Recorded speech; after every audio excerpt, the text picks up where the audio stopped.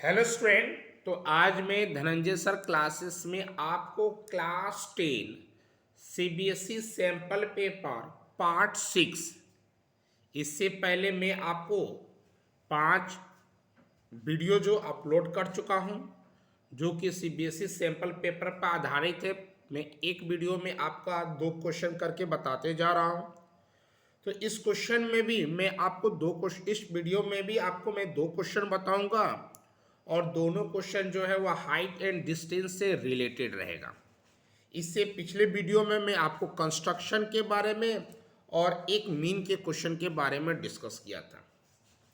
चलिए आज आते इस क्वेश्चन में क्या दिया हुआ है कि 2 वर्टिकल पोल है। वर्टिकल पोल का मतलब ऊपर से नीचे 2 पोल है और दोनों डिफरेंट हाइट का है और standing 20 meter away from each other. एक दूसरे से वो 20 मीटर की दूरी पर है।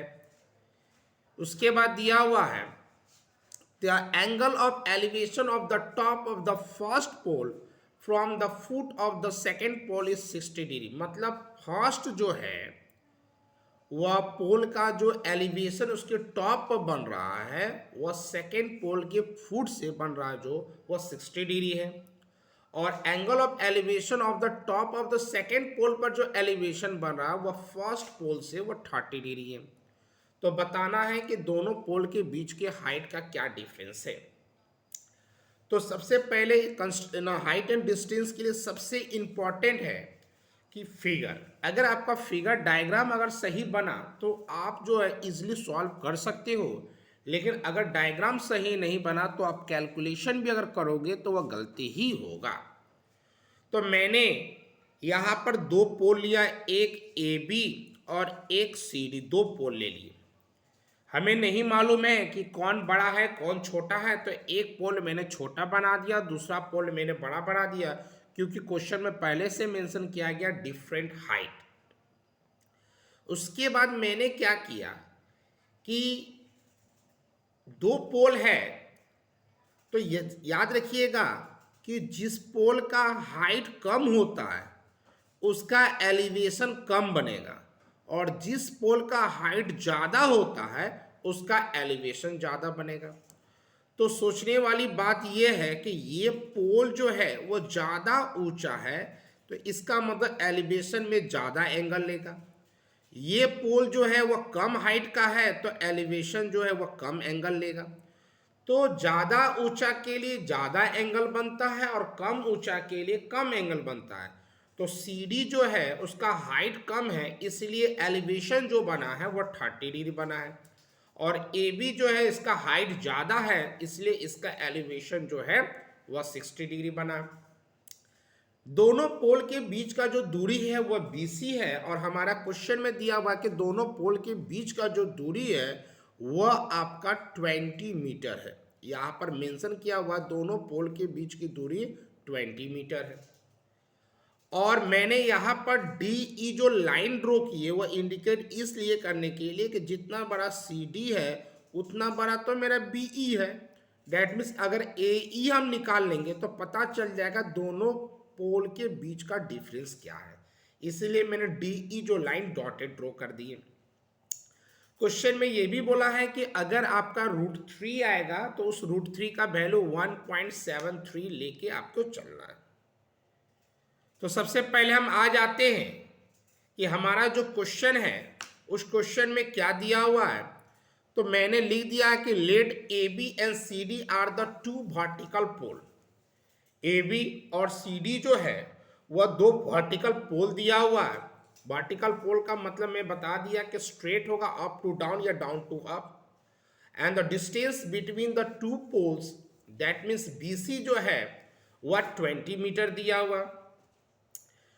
और ट्रायंगल जो है पोल जो है वह ग्राउंड से जब भी रहेगा वो हमेशा 90 डिग्री ही बनाएगा। इसलिए आप यहाँ ध्यान से देखो, यहाँ भी 90 डिग्री मैंने मेंशन कर दिया और सी के पास भी 90, क्योंकि ये ए बी जो पोल है वह आपका ग्राउंड पर वर्टिकल है तो स्ट्रेट 90 बनाएगा और सी डी भी पोल है तो ग्राउंड पर रहेगा तो 90 ही बनाएगा। तो ए सी बी 60 डिग्री है और आपका सी बी डी 30 डिग्री है।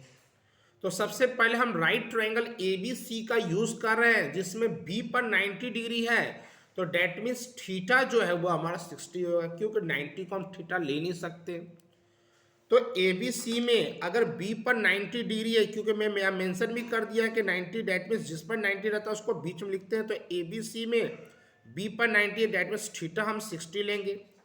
और हमें बेस मालूम है और परपेंडिकुलर निकालना है, तो P by B tan theta होता है, इसलिए tan theta is equal to P by B. P हमारा ए बी है, बी हमारा बी सी है और थीटा हमारा 60 है, तो tan 60 is equal to A B हो गया। बी सी हमारा जो दिया हुआ कितना दिया हुआ, तो बी सी जो है वह 60 दिया हुआ, सॉरी बी 1060 जो है उसका वैल्यू कितना होता है, तो 1060 का वैल्यू √3 होता है। और ए बी की जगह हमने ए बी डाल दिया और 20 दिए, बी सी का वैल्यू 20 है। अब क्या होगा, √3 is equal to A B by 20, तो ए बी को क्रॉस मल्टीप्लाई करेंगे तो क्या हो जाएगा 20√3। ये मेरा ए बी का हाइट निकल गया।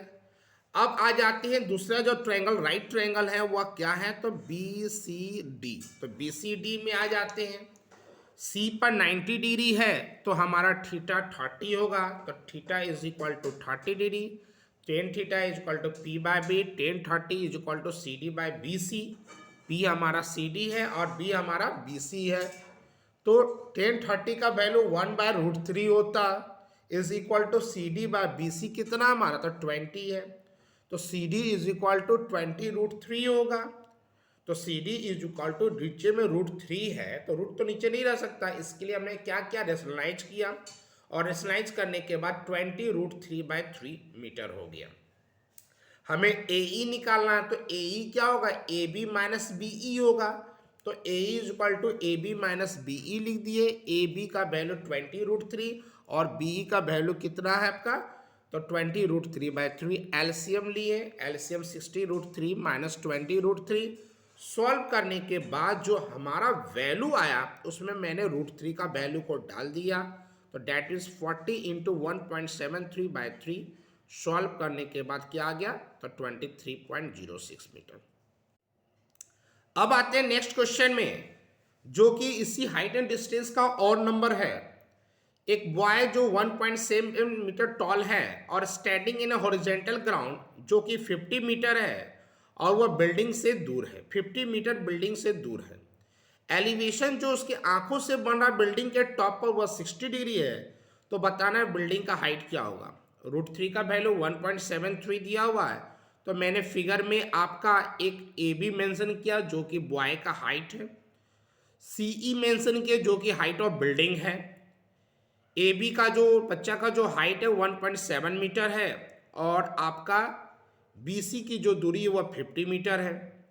सी डी हमारा 1.7 क्योंकि पैरेलल ए बी का है, उसी तरह ए डी जो है वह बी सी के बराबर क्योंकि वह भी पैरेलल है। तो मैंने मेंशन कर दिया कि ए बी जो है height of the boy, C E जो है वह height of the building and the distance between the boy and building is equal to B C is equal to 50 metre.